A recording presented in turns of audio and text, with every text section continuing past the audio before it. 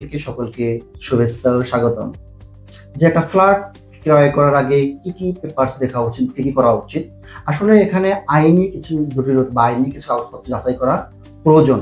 সেক্ষেত্রে যেরকম ডেভেলপার কোম্পানির যেমন ভূমির যে কাগজপত্র, যেমন দলিল, সিএস, খতিয়ান, নামজারি, আরএস, ট্যাক্স রসিদ, খাজনা ইত্যাদি।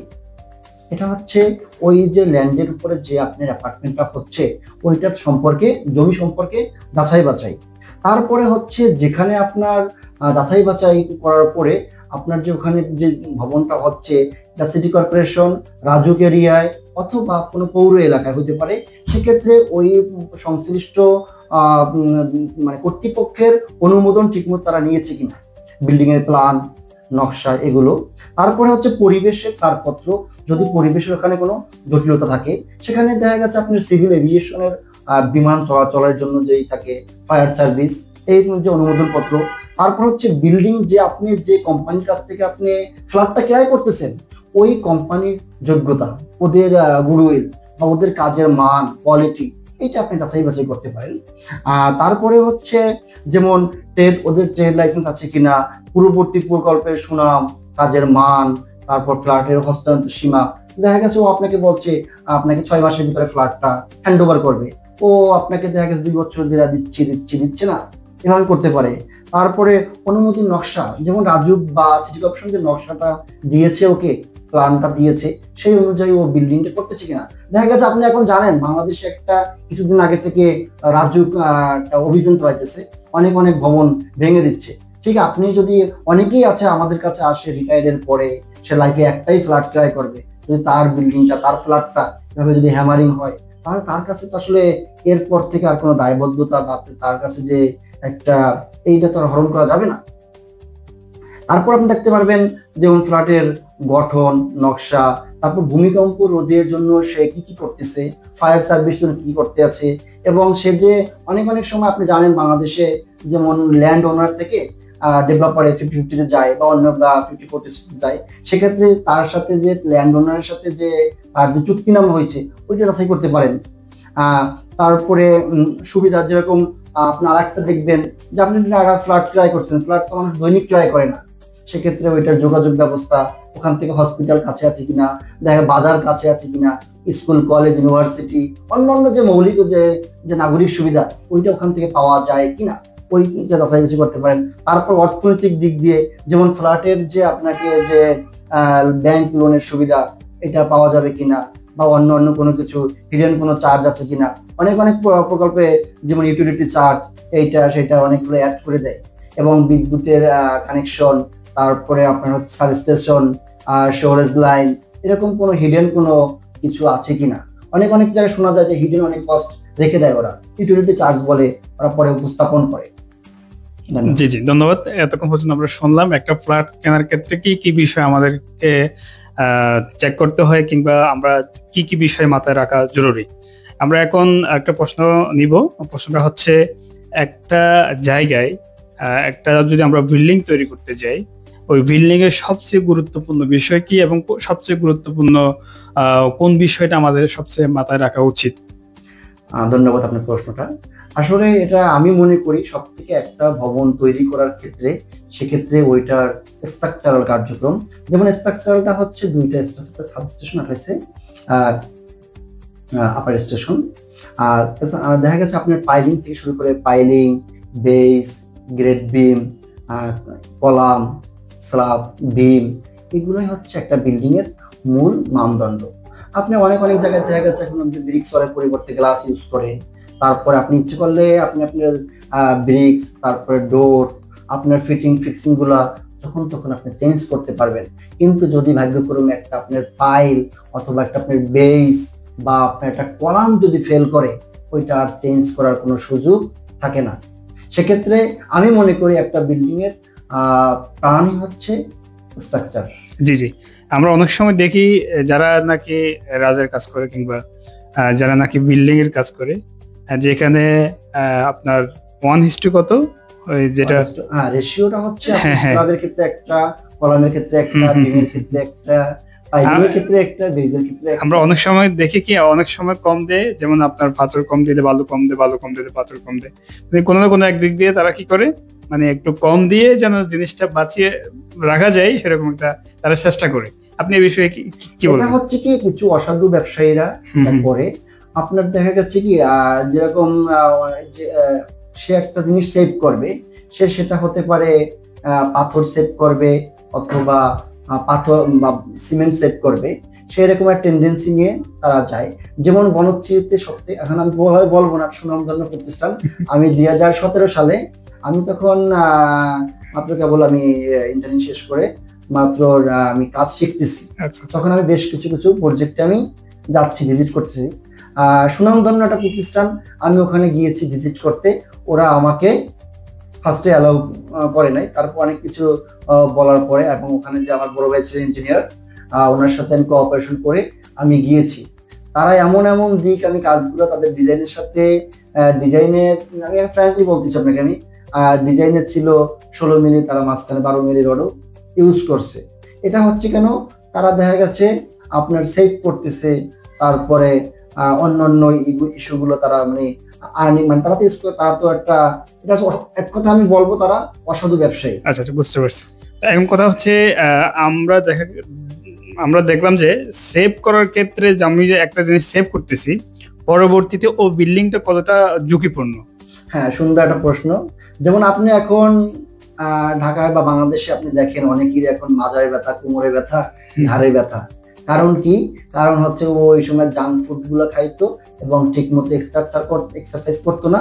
এখন ও যখন 30-40 বছর যখন বয়স হয়েছে, তখন এইটার প্রভাবটা ওর শরীরের উপরে পড়েছে। ঠিক তেমনি এই বিল্ডিং আপনি এখন প্রশ্ন করতে পারেন, ভাই এই বিল্ডিং তো দাঁড়াই রয়েছে, হ্যাঁ এটার প্রভাবটা পড়বে ওই রকম 20-30 বছর পরে। আপনি এখন দেখবেন পুরান ঢাকায় অনেক অনেক বিল্ডিং এ গেলে ভাই কলামের পাশ দিয়ে ফাইটা প্লাস্টার বেরিয়ে যেতেছে, ভাই রিং গুলো বেরিয়ে যেতেছে, এটা এখন ওইভাবে দেখতে পাচ্ছেন না। ঠিক তেমনি আপনি এই যে যারা এই অসাধু ব্যবসায়ীরা বা ওই যারা এইগুলা করতেছে, তাদের এটা প্রভাবটা এখন পড়বে না, সেই ঠিক তেমনি 20-30 বছর পরে ওই প্রভাবটা পড়বে।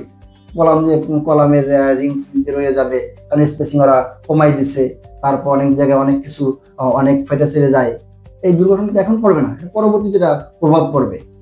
জি জি, যারা ঢাকা শহরে স্বপ্নের একটা আবাসন কিনতে চায়, যারা ঢাকা শহরে স্বপ্নের একটা নিবাস কিনতে চায়, তারা কি ফ্ল্যাট কিনবে নাকি ফ্ল্যাট শেয়ার কিনবে? হ্যাঁ, এখন এখানে সব থেকে বেটার অপশন হচ্ছে ফ্ল্যাট শেয়ার কেনা। কারণ ফ্ল্যাট শেয়ার কি হয়, এখানে আপনার প্রায় অনেকে বলে 50%, আমি বলবো তা 50 না হলেও 40% তার সেই হয়, নাম্বার 1। দ্বিতীয়ত হচ্ছে এখানে কোনো কার্পণ্য বা কোনো কারচুপি হয় না, কারণ সে তার নিজের টাকা দিয়ে নিজে বাড়ি করতেছে এবং ম্যাটেরিয়ালসের গুণগত মান সে দেখতে পারতেছে, সে তার প্রজেক্টে কোন ব্র্যান্ডের সিমেন্ট ইউজ করতেছে, সে তার চয়েস মতো রড ইউজ করতে পারতেছে, সে কোয়ালিটি ফুল পাথর ইউজ করতেছে, কারণ সে নিজে থাকবে। আর ঠিক এভাবে কারণ আপনি একটা বাক্য জানেন যে তদারকি না থাকলে দরবেশও চোর হয়ে যায়, আর তদারকি থাকলে চোরও দরবেশ হয়ে যায়। ঠিক তেমনি এখানে যখন সে নিজে ক্রয় করবে শেয়ারটা, সে নিজে যখন কনস্ট্রাকশনে সাইট ভিজিট করবে, তখন তো ওই কর্তৃপক্ষ ভালো হয়ে যাবে। আপনি দেখবেন অনেক সুনামধন্য প্রতিষ্ঠান যারা স্কোয়ার ফিট 10,000-12,000 টাকা বিক্রি করতেছে, তারা সাইডে লোক দেয় না, তাদের সাইডে অফিস থাকে বা কর্পোরেট অফিস থাকে, তারা ওখানে ভিজিট করে ওখানে চা কফি খায়, ওখানে কিছু ড্রয়িং দেখে, কিন্তু তাদেরকে কনস্ট্রাকশন সাইডে দেয় না। হ্যাঁ, কনস্ট্রাকশন সাইডে অনেক সময় পাঠায়, তাদেরকে হেলমেট টেলমেট এটা সেটা পড়াইয়া তার সাথে 2জন ইঞ্জিনিয়ার দিয়ে দেয়, সে কোনো কিছু ছবি তোলে কিনা বা সে কোনো কিছু দেখে কিনা, কোনো ম্যাটেরিয়ালসে কোনো কিছু হাত দেয় কিনা, না এটা তারা সুন্দরভাবে উপস্থাপন করে যে না এটা হচ্ছে আমাদের সেফটির জন্য। আরে বাবা, এই বিল্ডিং এ সে থাকবে, সে সেফটি বুঝে না? যে লোক 1 কোটি 4 কোটি টাকা দিয়ে বাড়ি করতেছে, তুমি কি তার সাথে রাস্তাঘাটে থাকো? সে অনেক হাঁটাচলা করে না, সে সেফটি বুঝে না? সে তার সাইডে যায়, তুমি তাকে ছবি তুলতে দাও না, তুমি তাকে কিছু দেখতে দাও না। এটা হচ্ছে তাদের একটা মার্কেটিং পলিসি, এবং এইটাই পাবলিক পছন্দ করে, এটাই বাঙালি পছন্দ করে, এইটাই মনে করে তারা ম্যানার। না আমি এখান থেকে কিনেছি এইটা সেটা, তারা এইটাই মনে করে বাঙালি, এইটাই ট্রেডিশন। জি জি, আপনি যেহেতু দীর্ঘদিন ধরে ইউনিটি বিল্ডার্স এর সাথে আছেন, আপনার কোম্পানি নিয়ে কি বলবেন? হ্যাঁ, আমি সব থেকে বলবো, কারণ ইউনিটি বিল্ডার্স থেকে আমি যাও একটা গ্রাহক, আমাদেরও এখানে ইউনিটি বিল্ডার্স এর ফার্স্ট প্রজেক্ট, যেখানে আমার সাথে ইউনিটি বিল্ডার্স আমার আঙ্কেল হচ্ছেন এটা পরিচালক এবং নিজের ফাউন্ডার, এবং তার থেকেও ব্যাপার হচ্ছে সে মূলত এই ইউনিটি বিল্ডার্সটাকে দেলোয়ার হোসেন সাইদি স্যার, উনি মূলত এটা ফার্স্ট শুরু করেন জাকির সহ। তাই দেখা গেছে এই যে ইউনিটি বিল্ডার্সটা আমি মনে করি আমার দেখা মতে সব থেকে ভালো এবং সুপার কোম্পানি। তারা কোনো ম্যাটেরিয়ালসের কোয়ালিটিতে কোনো কার্পণ্য করে না। তারা প্রয়োজন বোধ হলে কাজ মানে সব থেকে তারা আমাদেরকে যখন আমরা তাদের যে সাইড ইঞ্জিনিয়ার ছিলাম বা ইঞ্জিনিয়ার ছিলাম, তখন আমাদের দিক নির্দেশনা থাকবে এইভাবে যে 100 কোয়ালিটি মেনটেন করার চেষ্টা করো। জি জি, আপনারা সফলভাবে কয়টা প্রজেক্ট হ্যান্ডওভার করেছেন? আলহামদুলিল্লাহ আমরা প্রায় 14টার মধ্যে হ্যান্ডওভার দিয়েছি। 14টা? হ্যাঁ, এবং অনেকগুলো কাজ। সবগুলো প্রজেক্ট এই ঢাকায় নাকি ঢাকার বাইরে রয়েছে? হ্যাঁ, আমাদের সবগুলো প্রজেক্ট এখন পর্যন্ত ঢাকায় আমরা হ্যান্ডওভার দিয়েছি, এবং ঢাকার বাইরে বিশেষ করে বরিশালে, ওখানে আমাদের কার্যক্রম চলতেছে। বরিশাল কোন জায়গায়? বরিশালে আপনাদের 2টা কার্যক্রম চলতেছে। একটা হচ্ছে দক্ষিণবঙ্গে একটাই সবথেকে ভালো residential area, Ruptali government housing, যেটা 1960 সালে মেবি প্রতিষ্ঠিত হয়েছে। ওখানে আমাদের ব্লকে একটা প্রকল্প আছে, এবং বরিশালে আরেকটা হচ্ছে প্রাণ কেন্দ্র বরিশাল বটতলাতে আমাদের একটা প্রকল্প কাজ চলমান রয়েছে। আচ্ছা, বুঝতে পারছি। আর ঢাকায় আপনার কোন জায়গায় আপনার প্রজেক্ট আছে বর্তমানে? এখন আমাদের বনশ্রী, আফতাবনগর এবং এর পার্শ্ববর্তী এলাকা, যেমন বনশ্রী হাউজিং সংলগ্ন যেমন টেকপাড়া, নন্দীপাড়া, তারপরে ত্রিমোহনীতে এবং আমাদের আফতাবনগরে ও বনশ্রী সাউথ বনশ্রীতে আমাদের এখন কার্যক্রম চলতেছে। আচ্ছা, বুঝলাম। যারা কিনা কাস্টমার প্লট কিনতে আগ্রহী, অনেক সময় দেখা যায় অনেক ক্ষেত্রে বাজেট কম থাকার কারণে অনেক সময় স্কোয়ার ফিট কম চাই, আবার অনেকের বাজেট ভালো, তারা প্রিমিয়াম চায়, কন্ডোমিনিয়াম চায়। আপনাদের কাছে কত স্কোয়ার থেকে কত স্কোয়ার পর্যন্ত ফ্ল্যাট অ্যাভেলেবেল আছে? আমাদের কাছ থেকে 1050 থেকে 1700 স্কোয়ার ফিট পর্যন্ত ফ্ল্যাট রেডি এবং সেমি রেডি এবং জমির শেয়ার, তো এটাই আছে। এবং আমাদের অনেক ক্লায়েন্টরা যেরকম 2400 স্কোয়ার ফিট পর্যন্ত আমাদের কাছ থেকে, তারা 1200 স্কোয়ার ফিটের 2টা ফ্ল্যাট এক ফ্লোরে নিয়ে তারা এটা অ্যাটাচ করে 2400 স্কোয়ার ফিট করে নিয়েছে। এরকমও আমাদের কাছ থেকে অনেকে নেয়। এবং দেখা যাচ্ছে আমাদের কাছ থেকে আরো একজন ক্লায়েন্ট ডুপ্লেক্সের জন্য সে আগ্রহ পোষণ করেছে, সে হয়তো বা যে 2টা ফ্লোর মিলিয়ে ডুপ্লেক্স নিতে পারে। আপনারা কি জমির শেয়ার বিক্রি করেন? হ্যাঁ, অবশ্যই আমরা জমির শেয়ার, এবং যেটা আমরা দেখা গেছে 90 থেকে 95% যেটা কমপ্লিট হয়ে যায় ওটা আমরা কমপ্লিটলি বিক্রি করি স্কোয়ার ফিটে, এবং যেটা সেমি রেডি মানে কার্যক্রম চলতেছে ওটা আমরা প্যাকেজ আকারে বিক্রি করি। আপনার ইউনিটি বিল্ডার্স কত সালে শুরু হয় আপনার এই কোম্পানি? আমাদের এটা কার্যক্রমটা শুরু হয় 2010 সাল থেকে আমরা কার্যক্রম শুরু করি। আলহামদুলিল্লাহ 2010 সাল থেকে এত বছর, প্রায় দীর্ঘ 15 বছর, এর ভিতরে আমাদের কোনো মানে অন্য কোনো আমাদের ব্যাড সাইড নাই, বরঞ্চ আমাদের কাছ থেকে গ্রাহকরা আইসা, আপনি জানেন শুধু ইউনিটি বিল্ডার্স আবাসিক নিয়ে কাজ করে না, তারা মানবিক, এবং আপনি বিশেষ করে একবার চিকুনগুনিয়া রোগের যখন প্রভাব পড়েছিল, তখন আমরা ব্লাড ডোনেশন আমাদের এই ইউনিটি বিল্ডার সদস্যের মাধ্যম থেকে করা হয়েছে। এবং আপনি জানেন কোভিড-19 সময় যখন প্যাট্রোনিং অ্যাসোসিয়েশন, তখন আমরা সামাজিক অনেক কার্যক্রমের সাথে জড়িত হয়েছি। আচ্ছা, ইউনিটি বিল্ডার্স শুধু মানে ইউনিটি বিল্ডার্স সেবামূলক প্রতিষ্ঠানটা আপনি বলতে পারেন। আচ্ছা, ওকে, ধন্যবাদ দর্শক সবাইকে এতক্ষণ পর্যন্ত আমাদের গ্লোবাল বাংলা টাইমসের বিজনেস আওয়ারে থাকার জন্য। তো আজকের প্রোগ্রামটা এখানে শেষ করে দিচ্ছি। সবাই ভালো থাকবেন, সুস্থ থাকবেন। যদি কোনো কিছুর জানতে ইচ্ছা হয়, কোনো কিছু জানতে চান, নিচে স্ক্রিনে দেওয়া নাম্বারে যোগাযোগ করুন, অথবা আমাদের হোয়াটসঅ্যাপে